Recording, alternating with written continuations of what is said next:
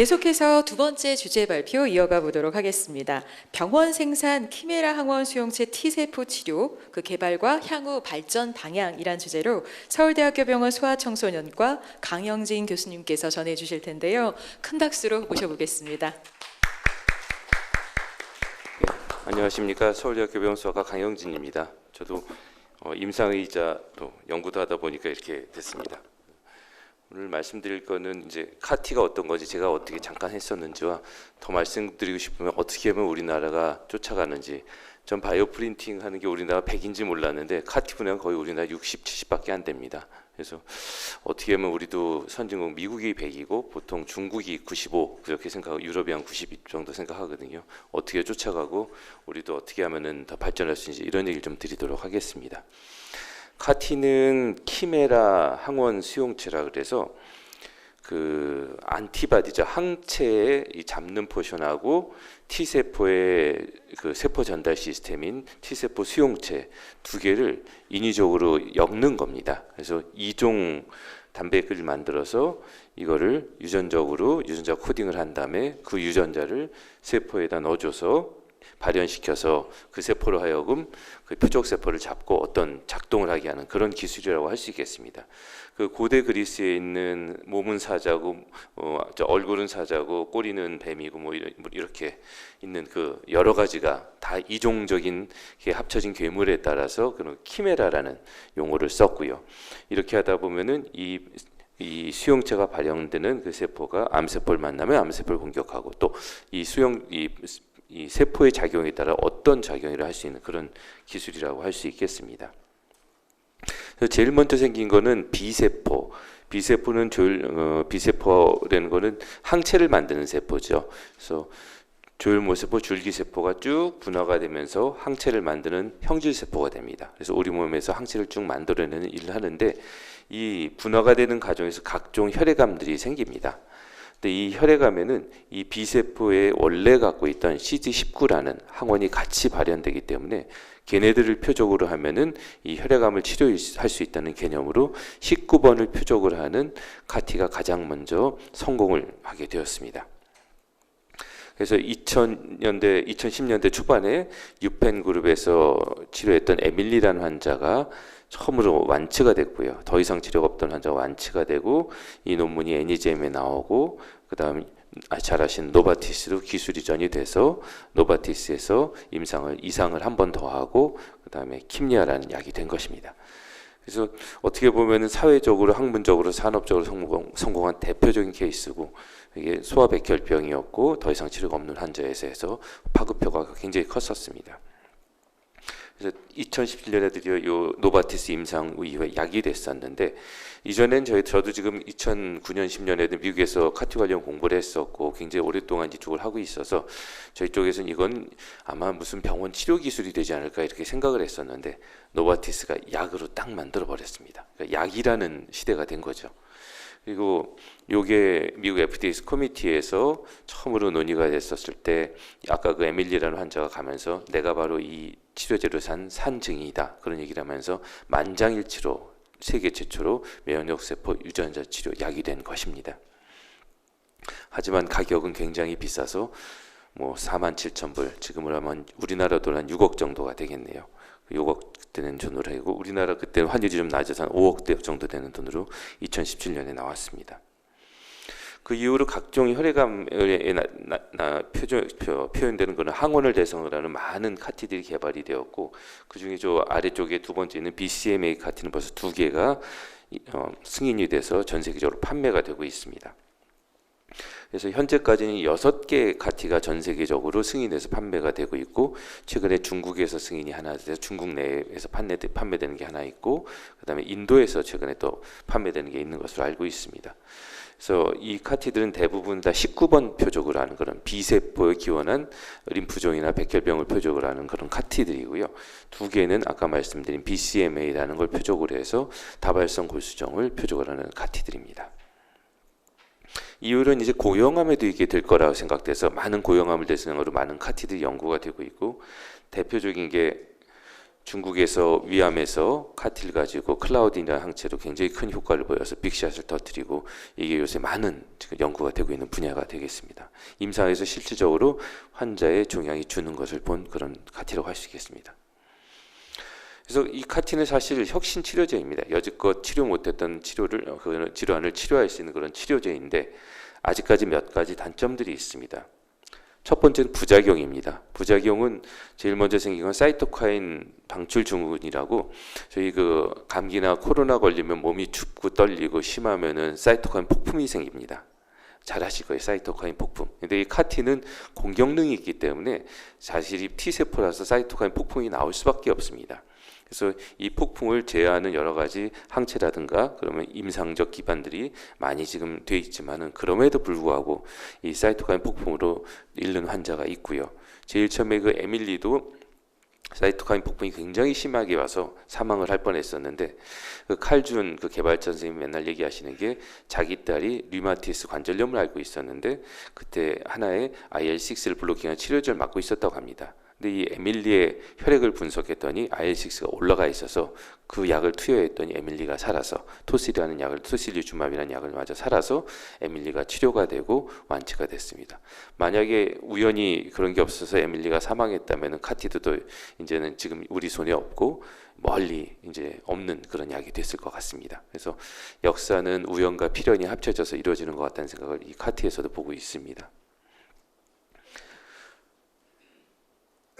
두 번째는 카티가 몸에서 어떤 세포에서 계속 발현을 하려면은 이게 우리 인체 유전자에 들어가야 됩니다. 거기에 들어가서 지속적으로 발현을 해야 되는데 이게 랜덤하게 들어갑니다. 물론 최근에 크리스퍼 기술을 통해서 좀 어떤 표적 위치로 들어가게 하는 게 연구는 되고 있지만 아직까지는 상용화되지 못하고 있고요. 현재 있는 기존의 카티들은 다 랜덤하게 들어가서 유전체에 들어가게 되는데 얘네들이 운이 없이 암을 만든 암 유전자 앞에 들어가면은 이 세포가 암이 될 수가 있습니다. 실질적으로 2000년에 그 소아 면역 결핍 질환에서 했던 유전자 치료제 임상에서 그 들어갔던 T세포가 면역 결핍이어서 그 T세포에다가 유전자를 전달하는 임상이었는데 그 세포가 암이 돼서 백혈병이 생긴 예가 실질적으로 있었고 이후로는 유전자가 뚝 떨어져서 이건 하면 안 되는 치료같이 됐다가 이 실험에서만 이런 암이 생겼고 다른 게 없어서 미국 FDA에서 허가를 해주고 계속 연구도 하게 되고 약품이 되었습니다.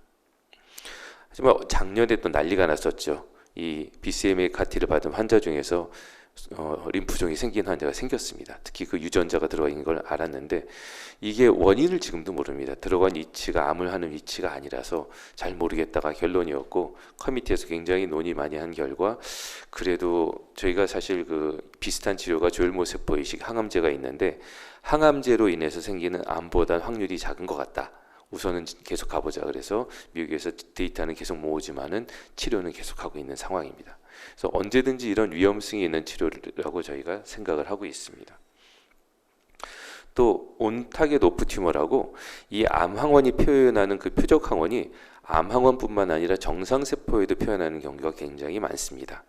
예를 들어서 그 아까 말씀드린 그 스킴리아 같은 그 CD19을 타겟으로 하는 그런 치료제들은 19번을 표적하기 때문에 암세포도 죽이지만은 정상인 B세포, 항체를 만드는 B세포도 다 없애버려서 우리 몸에는 길게는 항체가 4년까지도 생산을 못하는 일이 생깁니다. 이거는 어떻게 보면 어쩔 수 없는 동반작용이라고 할 수 있는데 이거에 대한 노력들이 많이 있고 이게 고용암인 경우는 좀 심각한 부작용이 됩니다. 예를 들어서 저희가 헐투, 잘 아시는 헐투 같은 게 암에도 발현이 되지만은 폐에도 발현이 일부 됩니다. 그럼 이 폐세포를 공격해서 실제적으로 환자가 사망하는 경우도 있었습니다. 그래서 이런 안전성을 어떻게 극복할 거에 대한 노력들이 지금도 계속 많이 되고 있습니다.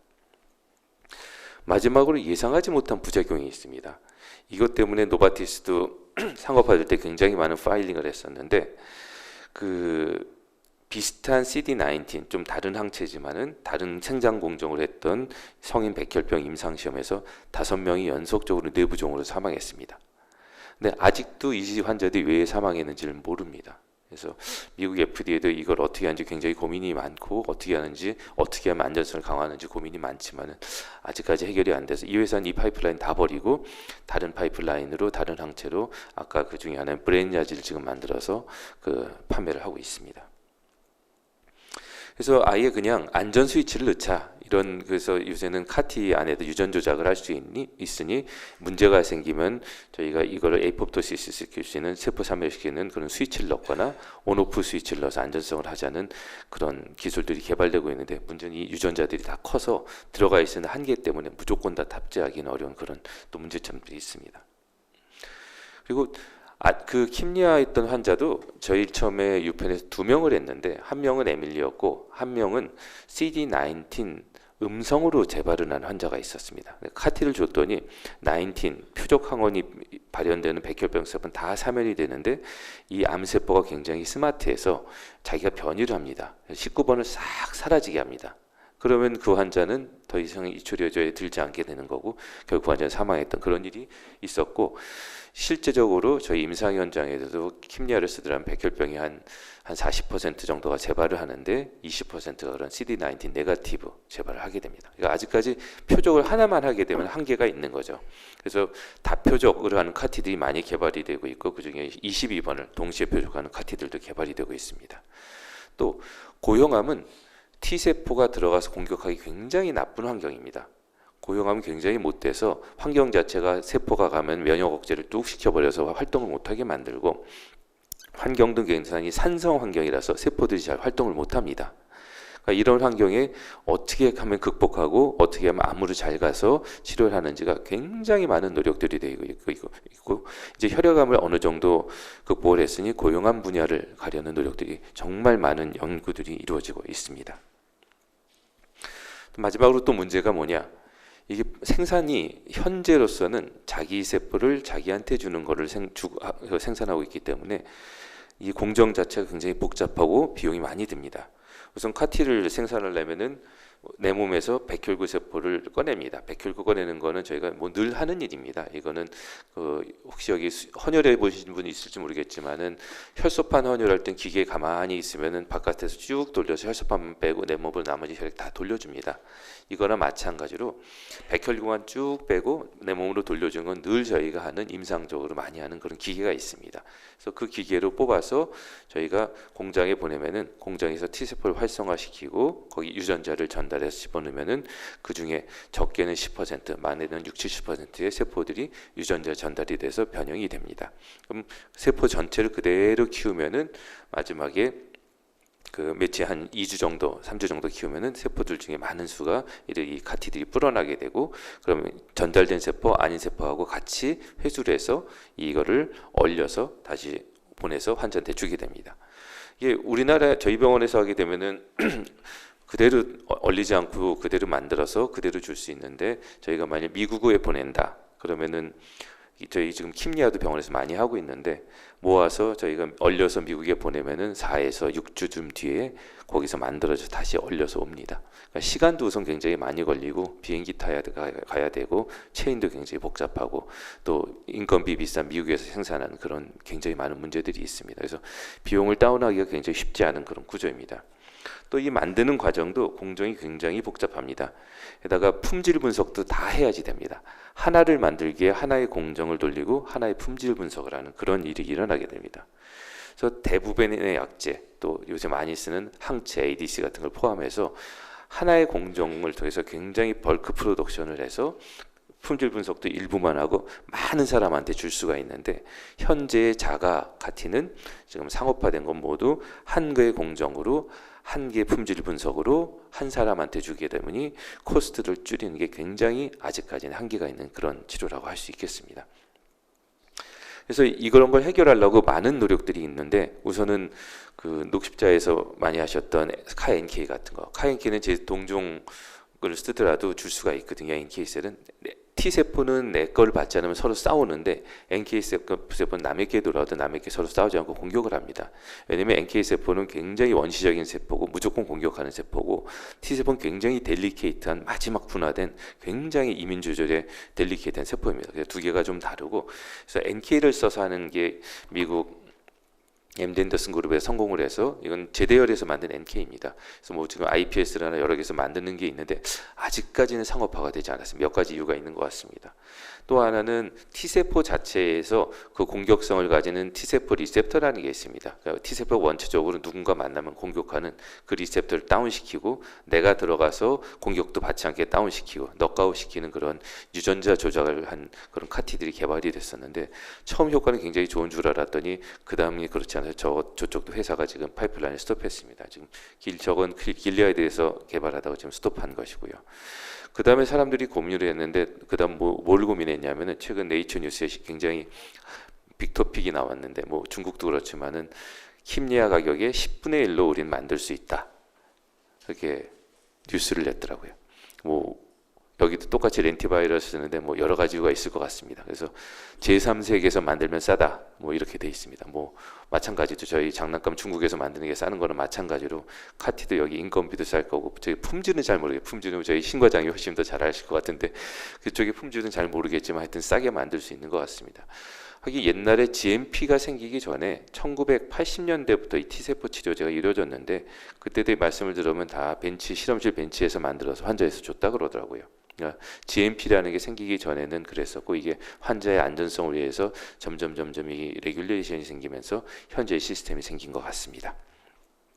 또 하나는 아까 저희가 체외에서 그 바이러스 벡터죠. 거기다가 그거를 그 세포에다 넣어서 만들어서 카티를 준다고 이렇게 만들어 준다고 말씀드렸는데 아예 그 바이러스 벡터는 사실 에이즈 바이러스에서 기원한 벡터거든요. 그러니까 T 세포를 표적을 합니다. 워낙. 그래서 그 벡터를 조금 더 모디피케이션을 시켜서 아예 그냥 사람 안에 넣어버리면은 내 몸이 공장이 돼서 내 몸 안에서 카티가 만들어지는 겁니다. 미국도 지금 카티가 너무 비싸서 국가적 문제가 있어 지금 이런 식으로 코스트를 다운하려는 노력들이 굉장히 많이 이루어지고 있습니다. 그래서 이런 노력들이 같이 가야지 이 좋은 치료제가 많은 사람한테 혜택이 될 수 있을 거라고 생각합니다. 그래서 하여튼 2017년에 카티가 미국에서 킴리아가 승인을 받았습니다. 사실 저도 2009년 10년부터 미국에서 이런 공부를 했었고 그때 갔었을 때 제가 있던 베일러에 있는 셀엔진 세라피 센터는 인원이 300명입니다. 그래서 기초 연구를 한 게 거기서 할 만하다. 그럼 거기 GMP 생산하고 렌티바이러스 생산해서 아예 그 세포 치료 면역 세포 치료를 만들고 그 그룹에서 품질 분석 다 하고 임상 시험까지 하고 그다음에 결과를 내는 원스톱으로 300명이 다 하는 그런 시스템이었습니다. 대단한 시스템이었죠. 그래서 대학원생이 들어가면 자기가 기초 연구를 시작하고 대학원 끝날 때쯤이면 이게 임상에 들어가게 되면 포닥을 하면서 자기가 그 임상에 참여하면서 논문을 내고 나갈 수 있는 그런 어마어마한 시스템을 가지고 있어서 너무너무 부러웠습니다. 그래서 우리나라에 들어와서 그런 연구를 계속하면서 저도 기초 연구도 하고 식약처 연구도 하면서 계속 하다가 2017년에 킴리아가 들어오면서 이제 우리나라도 카티가 들어오겠구나 상업화가 됐으니 들어오겠지 했는데 웬걸 대한민국은 들어가려는 나라가 아닙니다. 이제 좀 있으면 일본에 들어가니까 일본에서 치료하시던가요?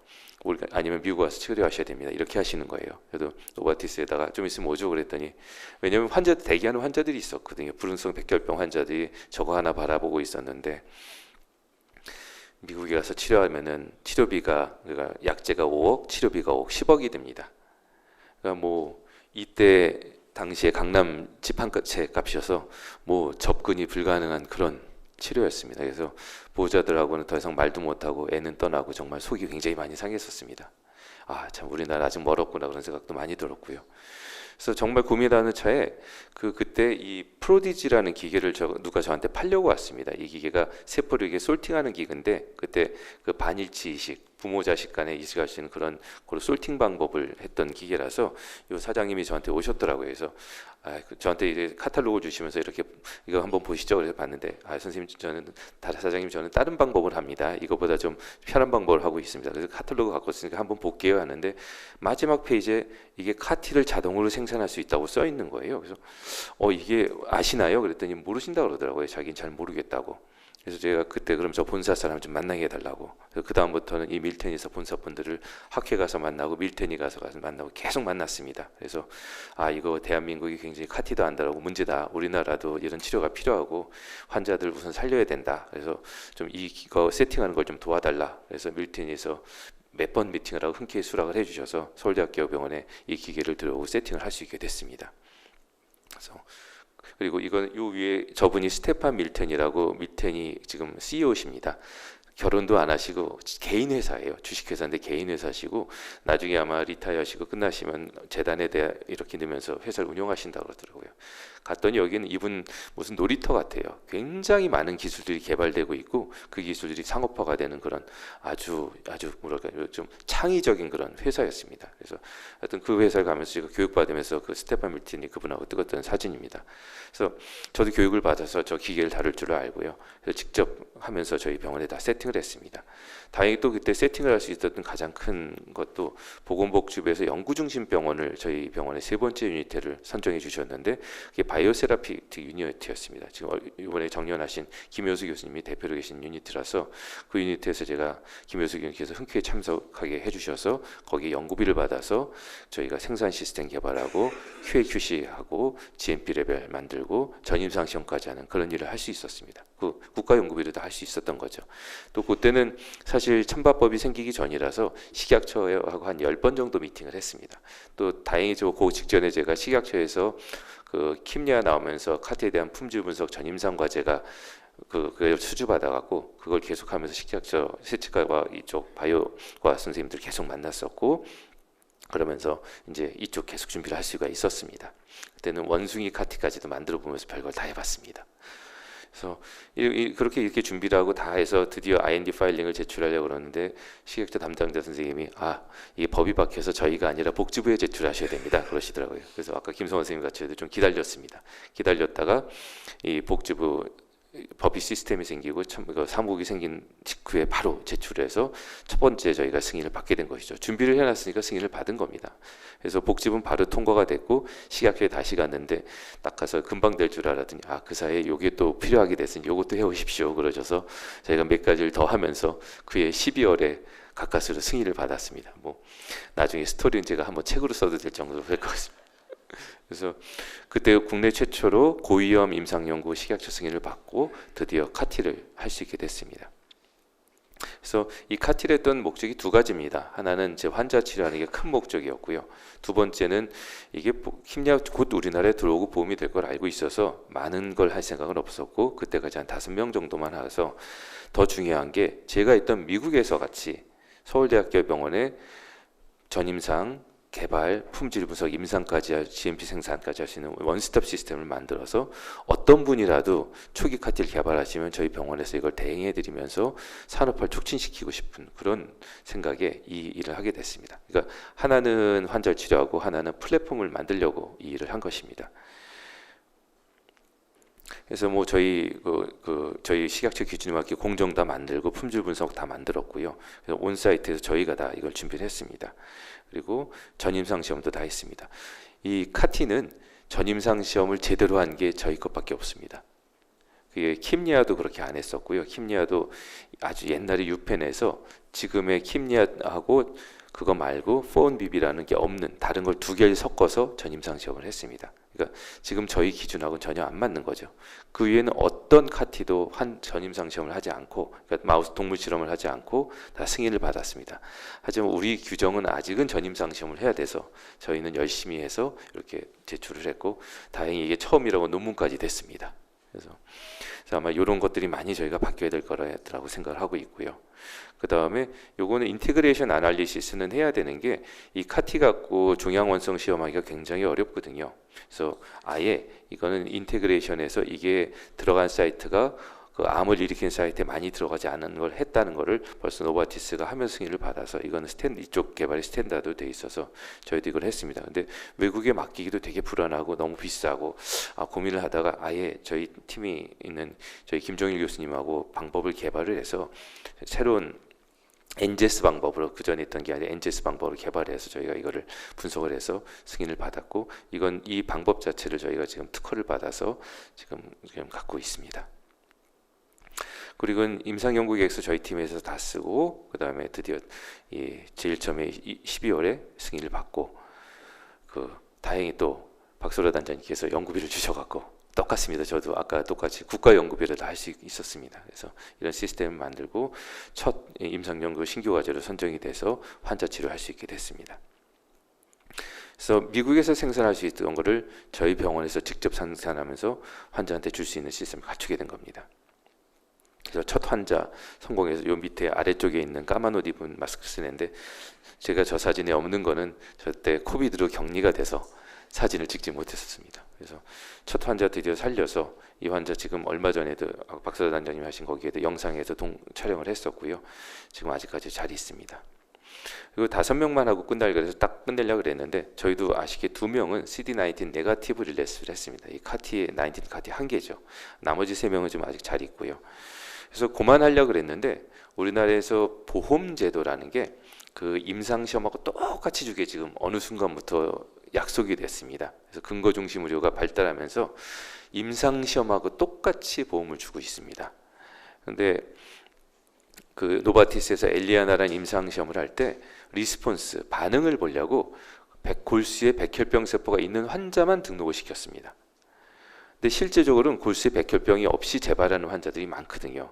그래서 외부에 다른 데 재발을 한다거나 골수에 재발을 한다거나 아니면 미세 재발을 한다거나 이런 환자들이 있는데 이 환자들은 이 치료가 필요함에도 불구하고 접근성이 없게 됐습니다. 그래서 어쩔 수 없이 저희가 연구를 좀 연장을 해서 좀 더 하기로 했습니다. 왜냐하면 이 환자들도 외국 리얼월드 데이터를 보면은 치료 성적이 똑같습니다. 골수에 있건 없건 성적이 똑같은데 우리나라는 못하게 돼 있으니 보험이 받기 전까지는 저희가 좀 더 해야 될 것 같아서 5명을 더 승인받고 치료하고 있습니다. 또 저희가 했던 환자 중에 하나는 골수에 재발 환자도 있었는데 이 환자도 카티 주고 저기 노랬던 심장 옆에 있던 그 세포가 완전히 없어진 걸 볼 수 있었습니다. 저희가 이제 이런 원스텝 시스템도 구축하고 킴리아 사각지에 있는 환자를 치료하려고 계속 연구를 시작했고요. 현재까지 7명 치료를 했고 초기에 그 2명 빼고는 아직 다 생존해 있습니다. 그래서 이런 킴리아는 굉장히 좋은 치료에도 불구하고 아직은 장기 생존율이 완벽하지는 않습니다. 그래서 재발하지 않고 생존할 확률이 한 35%. 그러니까 사실 가성비가 떨어지고 성일 인프종은 이것보다 더 떨어집니다. 그래서 아직까지는 좀 가야 할 길이 많고 만족스럽지가 않습니다. 또 재밌는 게 내 몸에 질병이 굉장히 많은 상태에서 카티를 하면은 성적이 나쁩니다. 그러니까 우리나라 보험제도에서 카티를 하는 성적이 올라가기가 쉽지 않은 거죠. 오히려 굉장히 관해 상태로 백혈병 세포가 없는 상태에서 카티를 해야지 성적이 좋습니다. 그래서 저희 고민을 많이 했죠. 그리고 또 카티는 표적이 있어야지 불기 때문에 내 몸에 그 19 표적이 있어야지만 이 효과가 있습니다. 그래서 실질적으로 가장 좋은 대상은 그 내 몸에 관해가 닿아서 백혈병 세포는 거의 미세하게만 보이고 그 다음에 정상인 비세포들이 많이 올라와서 표적은 있는 그런 상태가 사실 카티의 가장 그 좋은 상태라고 할 수 있습니다. 그래서 이런 환자를 대상으로 카티를 치료하면 극대화될 거라고 생각을 했는데 저뿐만 아니라 미국에서도 생각하고 있고 특히 이런 환자들은 현재 저희가 조혈모 세포 이식을 하고 있거든요. 이 조혈모 세포 이식이 생존율도 한 60-70%로 아직 만족스럽지 않지만은 합병증이 굉장히 심합니다. 전신 방사선, 고용량 항암제를 써야 되기 때문에 영구 불임이 오고요. 영구 탈모가 일부 환자한테 오고 폐가 망가져서 폐이식을 받는 환자도 생깁니다. 특히 영구 불임 같은 거는 소아에서는 정말 굉장히 치명적인 일이고 애들은 오히려 불임보다는 탈모를 더 걱정하거든요. 저한테 와서 맨날 머리 빠진 애는 울고 가고 그 다음에 불임은 너 불임이야 그래도 뭐 어때요 나 얘기 안 나요 이런 일이 많아서 요새 수치를 보는 것 같습니다. 하지만 일부 환자는 정말 저렇게 폐가 망가지고 정상적인 생활도 어렵고 그 다음에 7살짜리가 전신방사선 다음에 백내장으로 수술받고 이런 일이 일어납니다. 그래서 이 치료는 사실 소아에서는 하면 안 되는 치료고 지금 어쩔 수 없이 하는 치료고 이제는 없어야 될 치료라고 다들 생각을 하고 있습니다. 그래서 미국에서는 아예 이런 환자를 대상으로 카티를 주는 연구를 시작을 했습니다. 근데 아쉽게 우리나라도 참석을 못해서 속상하다 이건 정말 필요한 건데 하고 있었는데 그 이건희 회장님이 돌아가시면서 서울대학교 병원에 3천억을 기부를 하셨습니다. 우리나라에 있는 많은 소아암 환자, 희귀질환 환자들을 살릴 수 있는 많은 치료하시고 연구를 하십시오 하고 기부를 해주셔서 저희가 소아암, 희귀질환 공동연구 이렇게 세수도 되고 제가 지금 소아암 사업부를 관리를 하고 있습니다. 근데 제가 관리도 하지만 그 사업에 제가 또 지원을 했습니다. 이런 환자를 대상으로 카티라는 게 공공의 역할이고 이 서울대학병원 같은 공공공의 역할이라고 생각을 해서 저희 병원에서 카티를 만들어서 국내에 있는 병원들에서 들여서 그 병원에서 치료하는 연구를 지금 승인을 받고 시작을 했습니다. 아마 저희 병원에서 그 전에 카티를 만들 수 있는 역량이 국가 연구비로 없었다면 초기 임상 시험을 못했다면 할 수 없던 일을 이제 할 수 있게 되고 공공병원의 역할을 할 수 있게 됐습니다. 지금 카티는 아까 말씀드린 대로 굉장히 많은 개발이 되고 있습니다. 뭐 아까 말씀드린 여러 가지 극복을 위해서 많은 연구가 되고 있고 이게 그 강화시키는 여러 가지 유전자들인데 작년 논문인데 여기서 진하게 써 있는 그런 그 물질들이 다 임상에 들어가 있습니다. 어마무시한 거죠. 지금 그래서 어떻게 될지 지금 모릅니다. 그래서 전 세계적으로도 1000개가 넘는 임상이 지금 이루어지고 있고 그중에 많은 연구자 임상과 또 회사 임상도 이루어지고 있습니다. 중국이 어마무시하게 하고 있습니다. 지금 중국은 레귤레이션이 그렇게 세지는 않은 것 같아서 접근성도 굉장히 많고 접근성이 하다 보니까 성공을 해서 아까 말씀드린 BCMA 카트는 다 중국에서 개발해서 전 다국적 제약기업의 기술자란 그런 카트입니다. 그래서 미국과 중국을 중심으로 해서 굉장히 많은 연구가 이루어지고 있고 미국은 규제하에 레귤레이션하에 가고 있고 중국은 그거보다는 좀 낮지만은 최근에 규제를 많이 만들고 있는 것 같습니다. 근데 이 킴리아 개발을 딱 보면은요, 제일 처음에 2명 승인받아서 했고요. 그 다음에 유펜에서 대학에서 30명을 초기 임상을 했습니다. 그리고 성공해서 노바티스에 기술 이전을 해서 일상을 한 거를 그 다음에 노바티스 75명 이상만 하고 상업적 목적으로 승인 임상을 하고 똑같은 결과를 내고 승인을 받았습니다. 그러니까 이렇게 임상 3개로 약이 된 거죠. 아주 획기적인 그런 약이라고 할 수 있겠습니다. 그게 노바티스뿐만 아니라 그 지금 여기 브렌야지라는 약이 프레드워츠 슬론 캐터링에서 개발된 건데 그것도 똑같이 연구자가 초기 임상을 하고 성공했었을 때 회사에 이전해서 약이 됐고요. 미국 NCI, NIH에서 개발된 예스카타라는 약은 회사가 약이 된 거고 그 전에 비슷한 카티가 연구자 임상으로 성공을 한 후에 그 다음에 개발이 됐습니다. 그 다음에 약이 된 거죠. 그래서 카티는 지금 벌써 약이 되는 과정까지 갔는데 이제 아까 말씀드린 굉장히 많은 기술하고 이쪽에 수많은 세포들이 지금 가고 있습니다. 그러니까 기존의 레귤레이션에 쫓아가지 못하는 많은 것들이 나오게 될 텐데 이것들은 결국은 초기에 실패를 하는 경우도 많아서 연구자 임상이 가장 중요하지 않을까 생각을 합니다. 또 이 카티 같은 것은 미국 FDA에서 아예 얘기했습니다. 이거는 특히 안전성에 애니멀 모델이 없다. 해도 잘 모른다. 사람한테 주긴 전에 알 수 없다. 즉 초기 임상을 사람한테 해보기 전엔 어떻게 알 수가 없는 거죠. 그리고 더 이상 치료가 없는 환자들이 있습니다. 더 이상 치료가 없는 게 2가지가 있어요. 시간이 많게 더 이상 치료가 없어서 오래 끌 수 있는 환자들이 있고요. 시간이 없는 환자들이 있습니다. 그래서 시간이 없는 환자들은 이 치료제가 빨리 들어가지 않으면은 이제 떠나시는 겁니다. 그래서 최소한 이분들을 대상으로는 공익적 학문적 연구가 많이 이루어지지 않을까 생각하고요. 그럼에도 불구하고 우리나라에서는 아직까지는 연구자가 접근하기가 굉장히 어렵습니다. 이게 몇 가지 이유가 있습니다. 아마 제가 알기로는 카티 연구자 임상은 제 거 2개밖에 없는 걸 알고 있습니다. 물론 첨단 바이오법에서 현재 기업 주도의 개발도 중요하지만 아까 박소라 단장님 말씀하신 거나 마찬가지로 연구자의 주도의 임상 연구를 많이 활성화시키려고 하고 있고 이를 통해서 아까 말씀드린 환자들의 접근성도 강화하고 또 최소한의 빠르게 성공할 수 있어서 이런 게 있게 될 텐데 또 첨가법에서 이걸 얘기하고 있는데 아직까지는 우리나라가 잘 못하는 몇 가지 말씀을 드리겠습니다. 이 첨단바이오법에서는 임상 연구는 복지부의 영역, 그 다음에 임상 시험은 현재 식약처 영역으로 돼 있고 계속 이런 걸 통해서 연구를 하게 되고 치료의 개념으로 하게 됩니다. 그런데 카티 같은 고위험은 법에 식약처 승인을 받게 돼 있습니다. 여기 아마 여러 환자 단체도 많이 오신 걸로 알고 있는데 이게 아마 초기에 법을 만드실 때 복지부를 믿지 못했다는 얘기도 있으시고 식약처가 너무 중요하다는 얘기도 있으시고 그래서 우선 법을 만들 때 우선 식약처 승인을 받게 하고 만드신 걸로 알고 있습니다. 근데 킴리아 개발할 때 유펜에서 제일 처음에 저희가 IND 파일링이라고 그러죠. 품질 분석해서 뭐 전이상 자료를 내는 게 조만큼이었으면은 나중에 노바티스가 상업화하기 전에 엄청난 자료를 냈습니다. 임상시험 한 다음에도 자료를 만들어서 냈더라고요. 왜냐? 미국 FDA나 우리나라 식약처는 정말 귀중하고 소중한 분들입니다. 이게 상업화가 돼서 사람들이, 국민들이 돈을 내고 사야 됐을 때 문제가 없고 사고가 없어야 됩니다. 이건 상업화의 영역이고 돈을 내는 거고 사회 비용이 일어납니다. 나중에 보험이 되고 비용이 되면 여기 있는 모든 분들이 내는 보험료가 그 환자 치료에서 되는 굉장히 중요한 일이라서 식약처는 최선을 다해서 안전성을 보게 됩니다. 유효성을 보게 되시고 그건 당연한 겁니다. 식약처가 가지신 롤입니다. 그런데 학문적 공익적 목적에 그 롤이 들어가면은 그거 맞느냐 고민이 되는 것이죠. 그러니까 식약처는 학문적 공익적 목적에도 최선의 IND 파일링을 요구하실 수밖에 없거든요. 워낙 그런 조직이시기 때문에.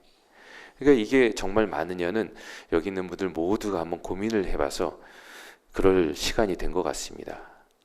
최근에 이제 첨가법이 많이 바뀌었는데 제가 늘 얘기했던 하나인 이 고위험을 식약처에서 승인하는 것은 아직 바뀌지 않았습니다. 이게 제 생각에는 식약처에서 같이 검토를 해주시고 책임의 주체가 복지부가 돼서 복지부 승인이 되면은 아마 굉장히 많은 발전이 우리나라로 일어나고 학문적 공익적 연구가 가속화되지 않을까 생각이 됩니다. 학문적 공익적 연구가 없으면은 비용이 많이 들고 파일링을 많이 하는 그 자료를 만들면 다 돈이 드는데 비용이 많이 드는 회사 외에는 할 수가 없습니다. 시간도 오래 걸리고.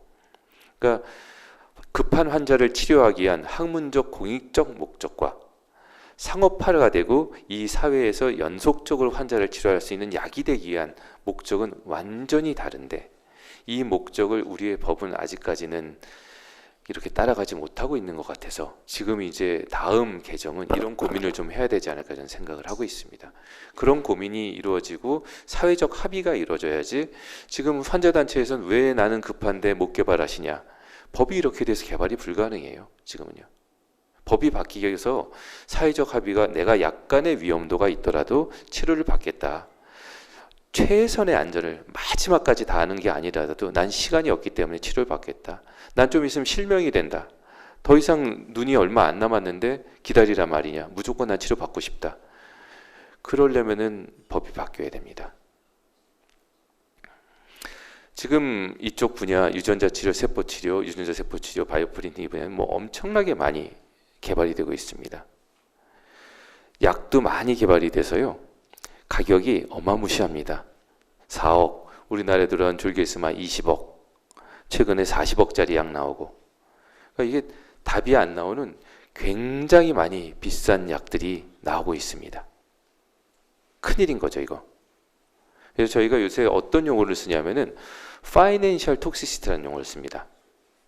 이쪽 약들이 너무너무 비싸기 때문에 이게 사회적 부담이 그 개인의 부담뿐만 아니라 사회가 부담이 안 되는 거죠.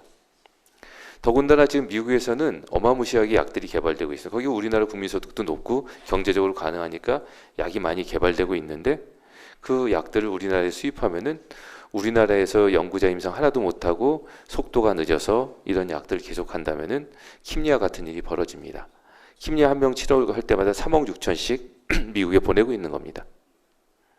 이런 일이 계속 일어나면은 우리나라 반도체, 자동차로 다 수입해서 살기 위해서 이런 약 쓰면서 계속 써야 되는 일이 벌어집니다. 그래서 우리나라도 뭔가 해야죠. 지금 몇 개 큐러셀미 몇 개 기업하는 거 정말 중요하다고 생각하고 있고요.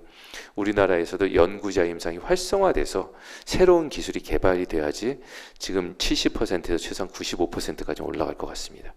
안 그러면 지금의 이런 제도와 지금의 환경으로는 이거 정말 무섭습니다. 이게 병원이 돈 많이 버시는 줄 아는데 서울대학교 병원에서 혹시 오셔서 치료받으시면은요 제일 비싼 건 약들입니다. 그 약 다 수입약이고요. MRI, CT, 내시경, 하다못해 수술실 하나 다 수입품입니다. 국산품 10%도 안 됩니다. 병원에서 진료를 많이 받을수록 그 자본은 다 외국으로 나갑니다. 이 병원이 버는 게 아니에요. 이게 의료 산업이거든요. 마찬가지입니다. 이 약들이 우리나라에 어떤 파급을 미칠지는 정말 사회적 합의가 필요하고 이제는 우리도 좀 바뀌어야 될 때가 되지 않나 생각을 합니다. 그래서 연구자 임상이 굉장히 활성화되고 저희 같은 그런 센터들이 많아지면은 원천 기술이 지금같이 식약처 루트로 가서 상업화하고 회사가 고생하는 그런 시스템이 아니라 한번 걸러서 연구자 임상을 하고 그게 성공하면은 회사로 가서 상업화하는, 성공하면 그다음 무조건 가죠. 대신에 실패하는 거에 대한 리스크도 줄어든 거죠.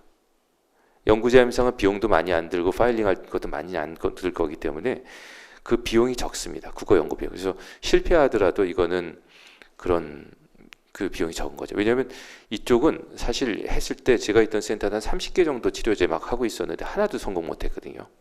그러니까 유펜은 사실 많이 안 얻은 데가 이거 하나로 성공했고, 그래서 알 수가 없습니다. 어느 게 성공할지는.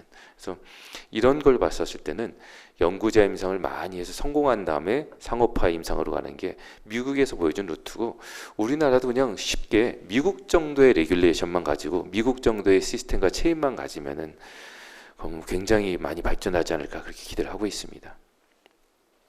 또 하나는 이제 소부장입니다. 이게 발전하면은 소부장이 같이 발전해야 되는데 지금 자동차, 휴대폰은 많은 부품들이 우리나라에서 개발이 되고 있는데 이쪽은 전혀 없습니다. 특히 제일 중요한 벡터가 국내 생산이 굉장히 어렵습니다. 그래서 카티치료 연구자 임상하든 모두 임상하면 하려면 외국에 맡겨야 되고요. 이게 대기하는데 한 2년 정도 걸리고 비용도 20억, 50억이 됩니다. 접근이 불가능합니다. 국내에 이런 코어 센터들, 벡터 센터를 국가에서 만들어 주시고 저렴하게 연구자가 실비로 연구를 할 수 있게 해주시고 그게 산업화가 되고 회사로 가는 이런 체인이 있어야지 우리나라도 발전이 되지 않을까 생각을 하고 있습니다. 카티의 지금 킴리아는요, 그 휴대폰으로 지금 벽돌폰입니다. 옛날에 전화가 된다 이걸 보였던 거죠. 근데 지금 그때 아시겠지만 그 벽돌폰 200만 원도 넘었고 몇몇 부자들만 갖고 있던 그런 폰입니다. 하지만 그게 점점점 발전해서 여러분의 손에는 스마트폰이 됐습니다.